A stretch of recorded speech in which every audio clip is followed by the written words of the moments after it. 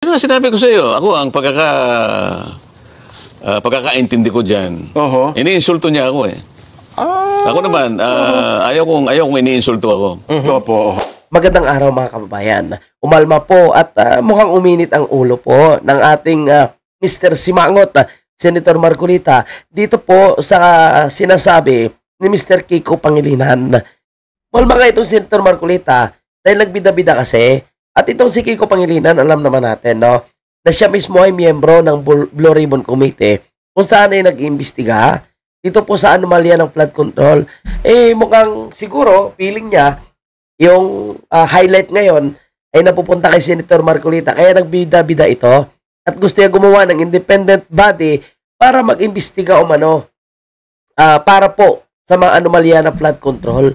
Nakita niyo pa mga kababayan natin, mukhang pare-pareho po sila ngayon, no, ng mga taga-House of Representative.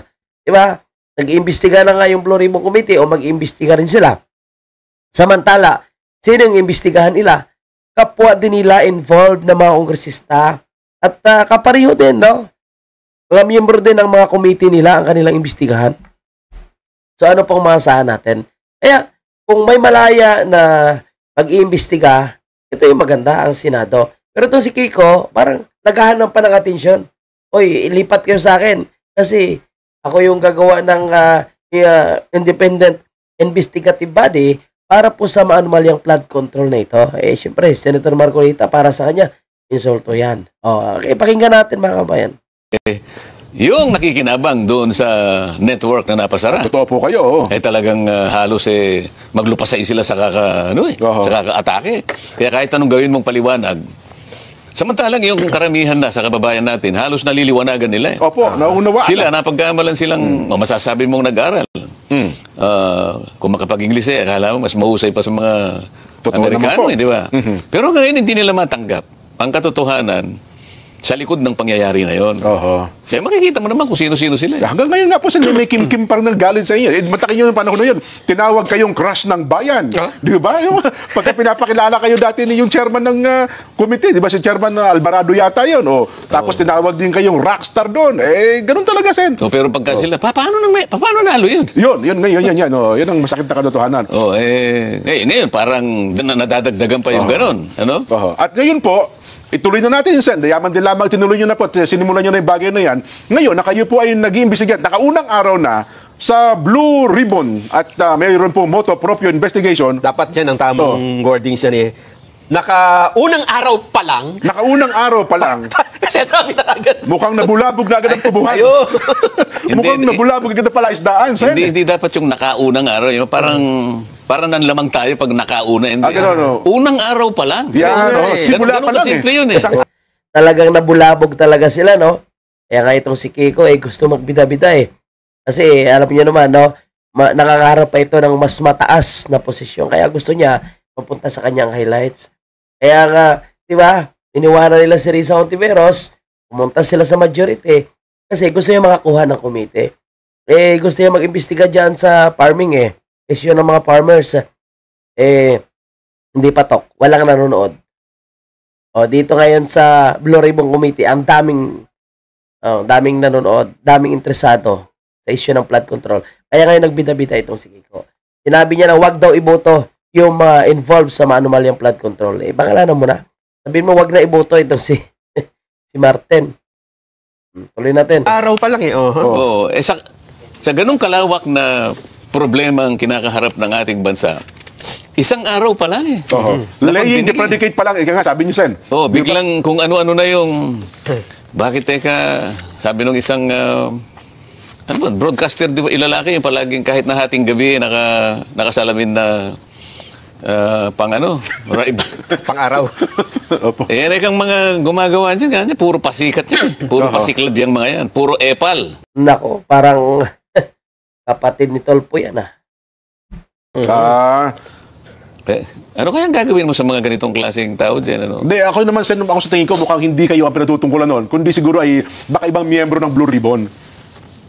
Kasi kung kayo po ang nandun mismo, solo kayo, malamang hindi magsasalita ng ganun po yun alam naman niya na yung committee, yung Blue Ribbon, yun ang talagang pinaka-major na committee na siya yung gaganap ng tungkulin na yon. O kapag nagpasaring ka ng gano'n, dala mo na lahat. Totoo po, totoo po. Pero kung sasabihin niya, yung nagpasikat, nag-epal, palagay ko, hindi ako yun. tama Sapagkat po. ako nagtatanong lang ako ng mga tanong na talagang very basic lang. Totoo. At sila, Baka pinaparinggan niya yung kanyang dalawang kapatid. Nandiyan yung dalawang tulpo sinabi ko naman doon, walang nagagranistan, walang magiging, walang kumbaga, huwag kayong masyadong magpasikat, parang gano'n. Ano? Totoo po. Wala tayong conclusion na gagawin dito. Hindi kasi ako, ewan ko lang sa mga nakakarating din sa atin mataas po respeto sa inyo nun, Sen well, meron lang siguro kayong mga miyembro ng inyong komite na baka yun na nagpapabigat sa kanyang kalooban. Baka naman po ganun lang. Yung miyembro ng committee ko, kapatid niya Teka, yun ang problema natin. Opo. Wala na akong problema doon. Sino na makasasagot yan? Dapat mag-usap na lang silang magkapatid, di ba? Pero ayoko naman pasukan yun. Ayoko naman pakialaman yun. Halimbawa, kumprontahin ko yung kapatid niya na nandun sa komite, mahirap naman yun. Hindi ako pwedeng makialam doon. Pero may napansin ako dyan, Senator, no? Nung nakaraang linggo ay, kasi sa mga nakaraang mga pagdinig ng Blue Ribbon Committee, last week ay napansin ko sabi ko parang hindi tama. Meron akong napansin na parang para bang halimbawa maliligo ka diyan, di ba? Okay. Maliligo ka. Nakapagsabon na ay sinubon mo pa uli. Bakit? Tapos na maligo, ha? Anong napansin mo? Kasi parang sa pagkakasunod-sunod na pangyayari, ang pagkakaalam ko, di ba may privilege speech? Tapos after ng privilege speech, ay yun na, investigasyon na. Kasi yun ang kumbaga sa introduction di ba? Okay. Napansin ko na nag-imbestiga na. Nagsimula na. Natapos na yung unang araw at meron na nakatakdang masusunod. May bukod pang privilege speech na yun din yung topic. Sa akin, bilang isang karaniwang taga-Masid at matagal na rin nanonood ng mga Senate investigation, ngayon ko lang nakitang may gano'n na Mabuti napansin mo yon, Nelson, akala ko nga walang makakapansin sa inyo. Ayoko namang talakayin yon na parang ako lang. Baka isipin pa nila kung parang kayo pa namumuna kung anong motivation, Pero sa rules pa pag-usapan natin, walang ibig sabihin ano pa man. Sa rules ba, pwede pa po yan sa rules ng Senado? Sa tuntunin ng Senado kasi kapag ang isang bagay, ang isang subject matter ay natalakay na, lalo na yon, isang major committee, yung Blue Ribbon, bawal na yung gagawa ka pa ng sarili mong pagpapahayag. Lalong-lalo na kung gusto pagpapahayag mo, parang uulitin mo yung mga bagay na dapat sana doon na ihayag doon sa naunang pagtalakay. Parang may sarili kang expose, may sarili kang version. Oo. Hindi dapat na ginawa pa yon. Kumbaga, kalabisan na yon. Sa tuntunin kasi, bida-bida talaga itong si Kiko talaga. bawal na yon. Okay. Kaya lang, pinayagan din. May pagka-liberal naman sa pero kung susundin mo talaga yung tuntunin, hindi akma yun. Ayun. Dapat sana ay sumama na lamang siya doon sa komite. Opo. Kahit naman hindi ka miyembro, pwede ka namang magtanong. Lalong-lalo na kung at doon na lang niya banggitin yung mga binabanggit niya. Pwede pala naman yun. Pwede naman yun Ayun. Kasi kung sasabihin niya na kamukha ng ginawa niya, meron siyang mga pinuntahang mga iba't ibang projects. Actually, nabanggit na yung mga yun sa komite. Kasi pinag-uusapan lahat ng ghost projects. Ngayon, hindi ngayon namin napag-usapan ng detalye noon sapagkat ang sabi ko sa chairman, sa secretary ng DPWH, pinakamabuti, isumite mo sa komite yung lahat ng initial findings mo doon sa mga ghost projects. Ayun. So, yung ginawa niya, nakatukoy siya sa kanyang pansariling pag-iimbestiga, meron daw siyang nakita sa ganitong lugar, sa ganitong siguro, mga mangilan-ngilan yun. Pero hindi yun ang kabuuan, hindi yun ang listahan. Nagtagumpay lamang siya dun sa may mga optics, may mga litrato. At saka yung presentation, may mga guni-guni, mga ganyan. Sa pagdinig naman kasi dapat hindi mo nasasamutan ng mga ganun. Yun ang optics Yun ang sinasabi ng isang taong nakasalamin na hating gabi na yun ang epal siguro. Yun ang pasikat, di ba? Ayun, Pero sa inyo, kasi wala akong narinig na binanggit kayo sa anumang pahayag na tinutulan nyo yun parang pinalagpas nyo na. Kasi napansin ko rito kay Kiko talaga. Gusto talaga nila makakuha ng highlight, no? Gusto nila magpasikat. Senator Marcolita, hindi naman pasikat yung hinahabol niya dyan Ang gusto ni Senator Marcolita ay mapatunayan at mapanagot kung sino yung mga involved dito. Itong sila Kiko. Alam naman natin yung estilo ng mga liberal napansin nyo yan, si Teresa Ontiveros, di ba? Nakaliado nila. Kapag issue ng missing Sampungeros, ang bilis mag-react. No? Kapag issue ng China or sinasabi niyang mga fake Filipino citizen, ang bilis magsalita. Pero sa anomalya sa flood control, no, medyo dahan-dahan. Di ba? Ngayon, Pastor Kibuloy, siya yung nangunguna. Pero dito, di ba, sa committee ni Senator Marcolita, dapat yan sila magwala. Dapat dyan sila magalit sa mga kontraktor at sa mga congressman, pati na rin sa DPWH. Kasi yan po is malalaking pera. Dapat nag-focus na sila dyan. Bakit itong si Kiko, gagawa pa ng independent body para mag-imbestiga? So, anong purpose ng Blue Ribbon Committee na binuo yan? Diba? Lang. Ay, ako naman lahat ng gustong magpahayag, kasi naitanong mo lang kung nasa tuntunin ba yun. Sa tuntunin, hindi ganun. Hindi papayagan yung ganun. Kaya lang, may pagkaliberal naman yung mga tuntunin siguro. Lalo na, matatanda na sila ron. Opo. Ako naman, sabi mo nga, transfer lang. Salin pusa. Transfer Bagong transfer lang ako di ba? Kasi, kaya ko naman naitanong yan, Jensen. Para kasing, ito, pakiramdam ko lang, ha? Oo. Na kasi may investigasyon na, parang ang gusto nila, the privilege speech, parang ito ay introduction para sa isang bukod na investigasyon. Na pareho rin ng subject. Na pareho din ng, hindi ba? Katulad dito, baka nabasa nyo rin ito. Lumilitaw na, ito, si Senador Francis Pangilinan ay nagsabi na siguro mas maganda, meron tayong independent commission na mag-iimbestiga sa flood control project. Ang ibig mo sabihin, iba pa doon sa Blue Ribbon Investigation? Commission to ganon. At ito ay nauna, ay sinabi naman ni Senador Kiko Pangilinan, mas maganda siguro merong ipatupad na tayong isang batas. Magtayutan na tayo ng Independent People's Commission. Ba? Oo, para yung flood control project ay imbestigahan na natin ng Independent People's Commission. Kaya sa isip ko, hindi kaya ito yung, para bang nagtatayo ka ng bahay dito, Sen, di ba? Tapos nakita lang po ang masasapawan tayo. Matayo rin tayo. Inggit nga, pucha. Inggit talaga yung mga ito, no? So, actually, ang gusto nga ni Mayor Magalong, nag-suggest nga siya sa presidente. Yung presidente mismo ay magbuo sila ng independent body, no? Na composed ng iba't ibang personalidad para mag-imbestiga. Ayaw naman pumayag ni Bongbong Marcos. Ayaw naman nila na si Mayor Magalong yung maglilid. Ito ngayon si Kiko, gagawa naman ng kanyang sariling investigation. At siya naman yung mamumuno. Yung una, naglagay ng mga plano-plano. Tapos ito yung mga magtatayo. Sino ang mga magtatayo? Ito po, si minungkahi ni Pangilinan na pangunahan ng komisyon ni dating Ombudsman Conchita Carpio Morales. Kasama pa si dating DPWH Secretary Rogelio Singson. At isasama pa si Baguio City Mayor Benjamin Magalong. Ang ibig sabihin nito, Senjen, hindi lang plano ang nilatag meron pang detalye, di ba? Kung ano yung... So, bukod na investigating body ito? Ito, independent body na ito. Mukhang, sa tingin ko, bilang isang karaniwang mamamayan, baka magugulo, mag-conflict. Kasi meron ng... Di ba? At ang alam ko, ang mandate ng Senate Blue Ribbon Committee ay talaga namang mag-imbestiga. Si Senator Kiko Basan ay, miyembro po ba ng Blue Ribbon Committee? Nag-apply siya. Nag-apply, nag-presenta yung kanyang sarili, isama. Karaniwan kasi, susulat siya. Kung pwede sana, maging miyembro ako ng committee mo. Pinayagan ko. Yan naman pala miyembro ka naman pala ng committee. Kung may bubuo ng independent body, kayaan mo na yung si Bongbong Marcos yung bumuo, di ba? Kasi sila naman nagbida-bida sa investigation, yung totoo, no?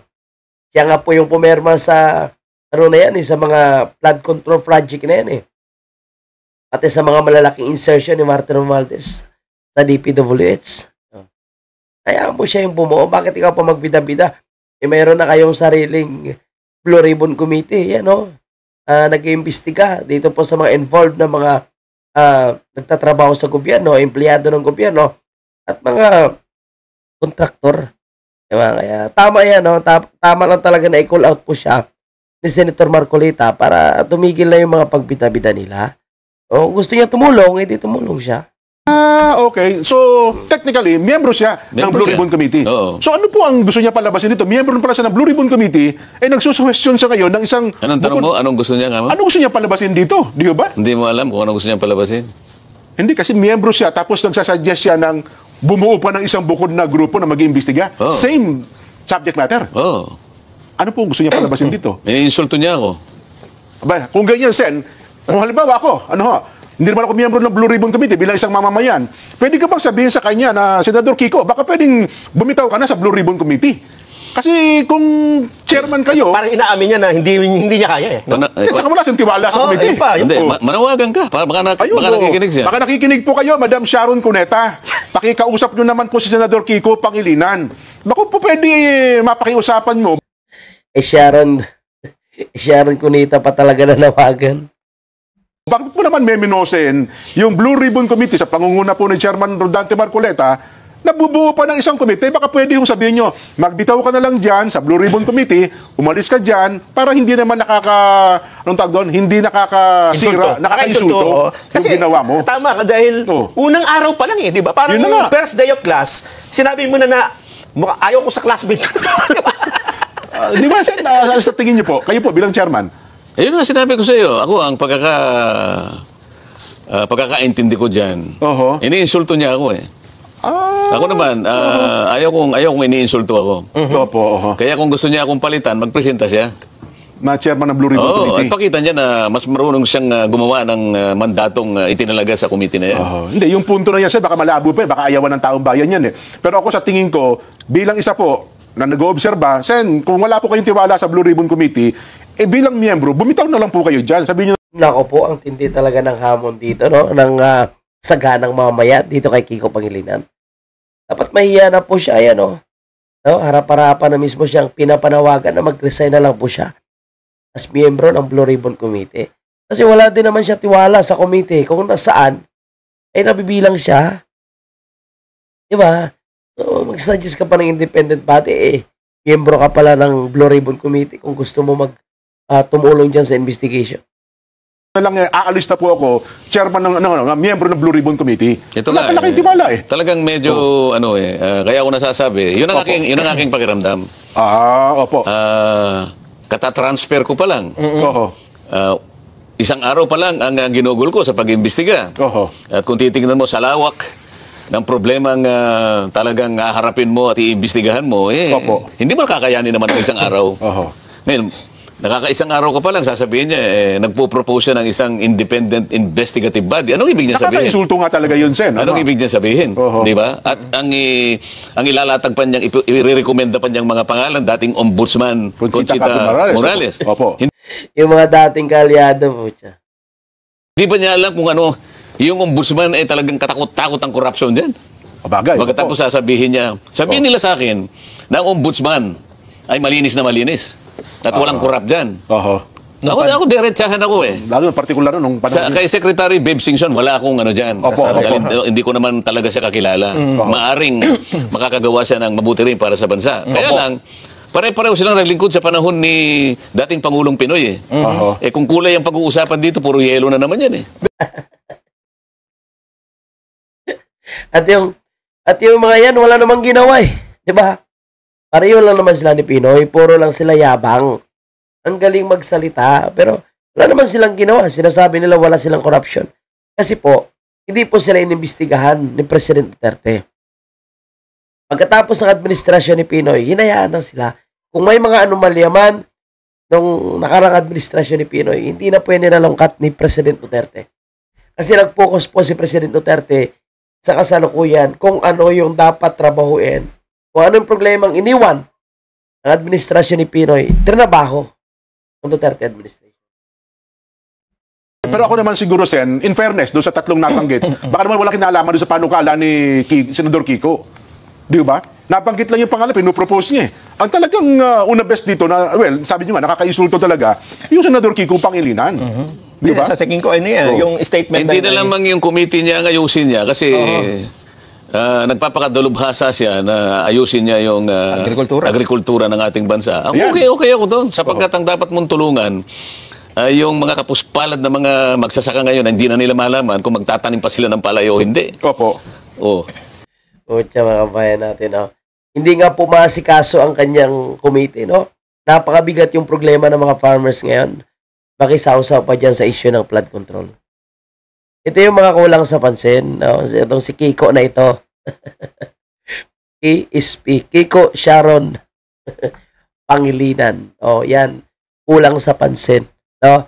Na gusto pa makisawsaw, gusto pang ipahiya si Senator Marcolita at gusto pang palabasin na mahina po yung investigation ng Florimo Committee. At member po siya. Kaya maganda po itong suwisyon ni Senator Marcolita. Pukusan mo yung iyong committee, tulungan mo yung mga farmers natin na naghihikahos at problemado dahil kulang ang suporta ng gobyerno na pinamumunuan ng isang Bongbong Marcos. So, yun lang po yung ating update. Maraming salamat at mabuhay po kayo, Senator Marcolita. Tuloy nyo lang po yan. And sa Lunes po, no, makikita na po natin kung anong mangyari ang susunod na mga investigation. Maraming salamat and good luck sa Blue Ribbon Committee. Thank you, ma'am.